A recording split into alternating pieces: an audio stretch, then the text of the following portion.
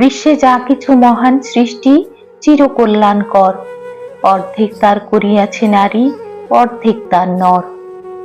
কবি কাজী নজরুল ইসলামের সুরে সুর মিলিয়ে বলতে চাই, মানব শরীরে যত শক্তি, যত আছে জোর, অর্ধেক আসে শরীর থেকে, অর্ধেকটা মনের।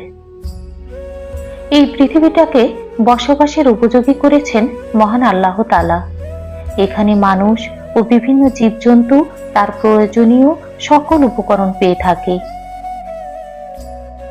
এখানে বসবাস করতে গিয়ে তারা পরিবেশ, আবহাওয়া ইত্যাদি নিয়ম অনিয়মের সাথে পরিচিতি লাভ করে। এখানে কখনো বৃষ্টি, কখনো তীব্র তাপদাহ, ঘূর্ণিঝড়, ভূমিকম্প, বন্যা ইত্যাদির মুখোমুখি হয় প্রতিনিয়ত পৃথিবীবাসী। মহাগ্রন্থ আল কোরআনে বিজ্ঞানের আবিষ্কার